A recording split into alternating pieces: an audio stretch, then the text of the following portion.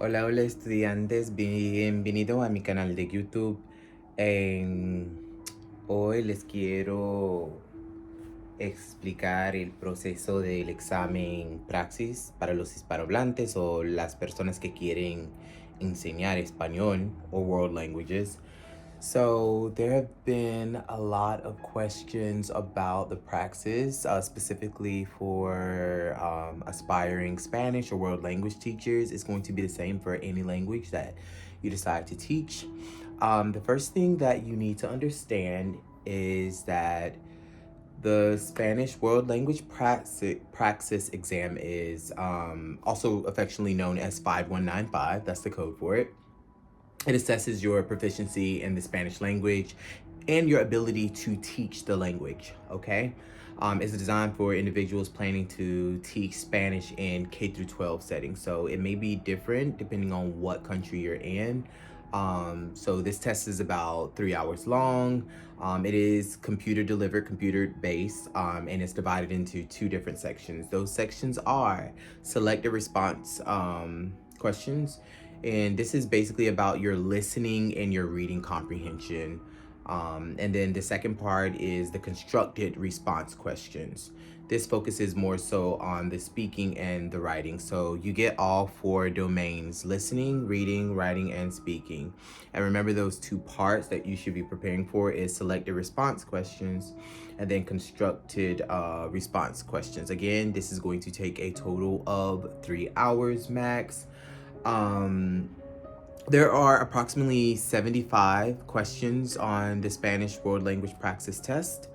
Passing scores vary by state, usually between 160, 173.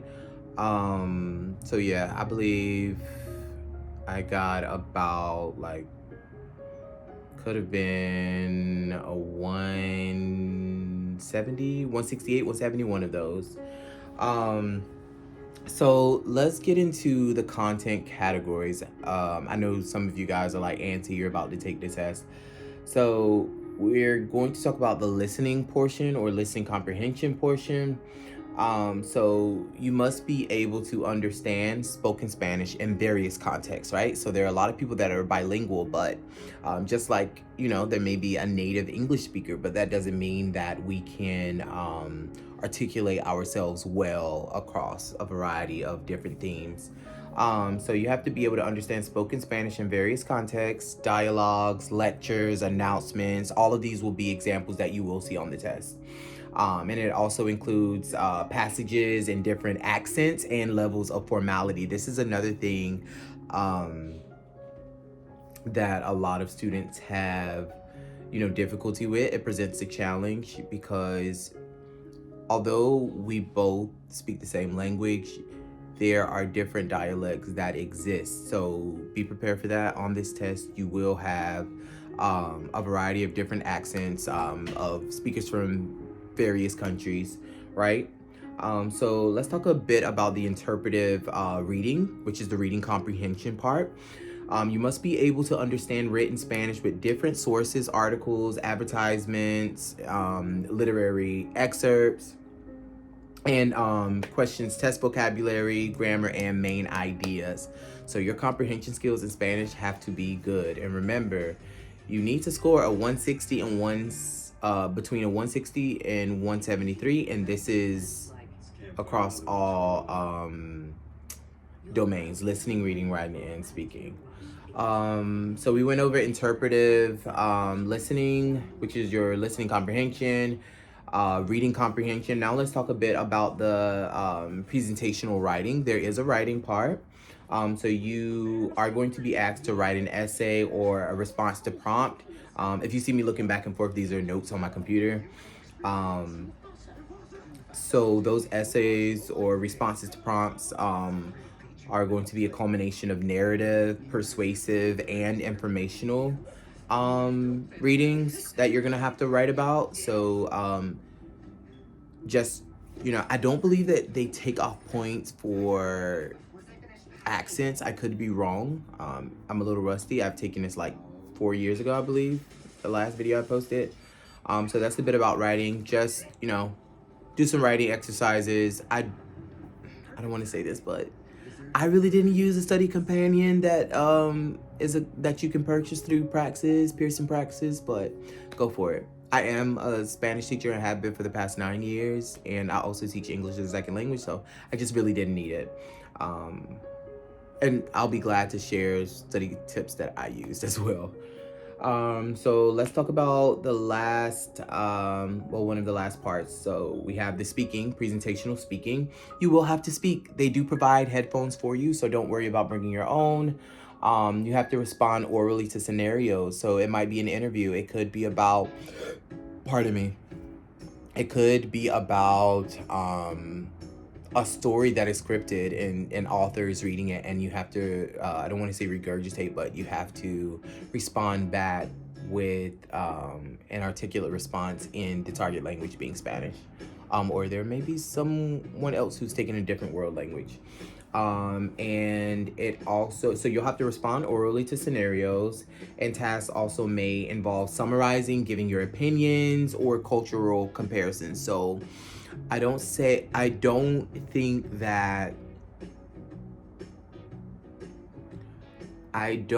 believe that memorizing something is going to help you here. You truly have to practice. Like, if I were you, I'd look at like several different articles, essays, and just coming up with your own questions in Spanish and responding to those in Spanish. That way it gives you the comprehensible input to articulate yourself across a broad array of different different things, information, to text to respond to. And then, yes, you are going to have cultural knowledge. This is my favorite component because it's really cool that, you can acquire the language, but what does it matter if you cannot connect to the culture, right? So you do have to understand Hispanic cultures, including traditions, literature, and historical context. Don't worry if you are not adept to the culture. There will be readings up there. So all you have to do is retain that information and be able to respond to it. So, in my personal opinion, these are some tips for preparation. Number 1, practice your listening skills.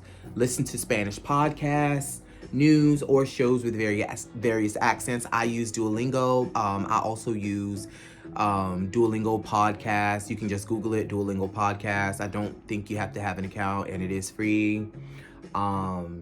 My students even use this, my language learners. Like I said, I teach English to majority Spanish speakers, and I also teach Spanish to majority English speakers. So you can get accustomed to various accents, because you're going to hear different accents on this test.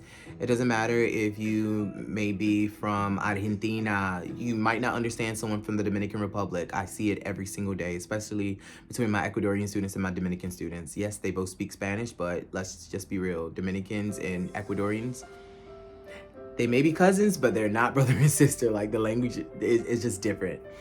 Okay. So, and then you want to enhance your reading skills. This is what I was talking about. Read articles, novels, or essays in Spanish to expand your vocabulary. This is going to be key. You're going to have an array of different literary articles, literary texts. So it's important. Please read articles, novels, or essays in the target language, being Spanish or whatever world language you're testing yourself in. Write regularly. This is such a fundamental practice. I have my language learners do this every single morning. We are reflecting. This way they're able to work on they're able to focus on mechanics, word placement, grammar, and vocabulary. They're building onto their vocab. So this is important. Write.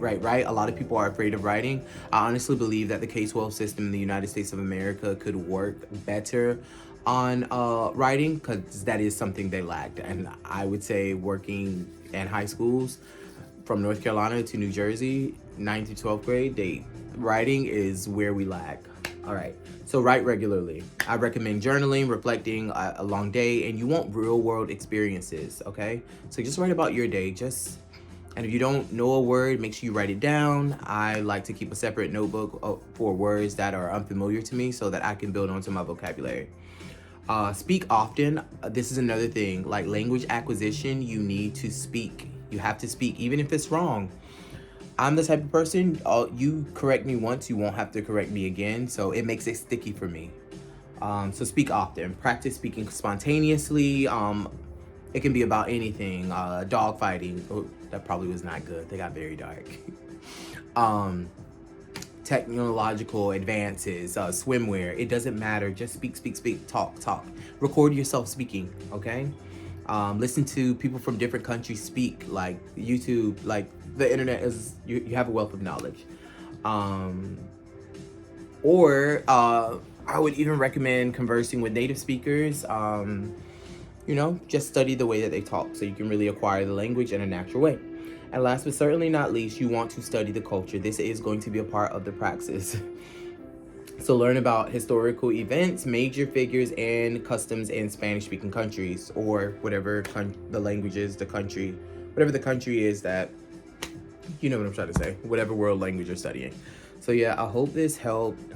Good luck to all of you guys who are preparing to take the test. Again, I took the test in New Jersey.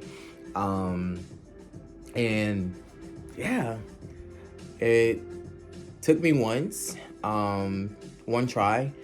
And again, I would recommend going on the Pearson Praxis website to see what are the qualifying or passing scores in your region or in your state. Good luck to everybody. And another thing I wanted to mention is you must have at least 30 credit hours in that language in order to teach it, in addition to the Pearson Praxis passing score. So good luck. Please comment under this video if you have any more questions. Yeah, so I'm gonna try to give you guys daily videos again. Let me know, especially if you're an aspiring teacher, you're looking for that first classroom position. We need you more than ever now. Good luck.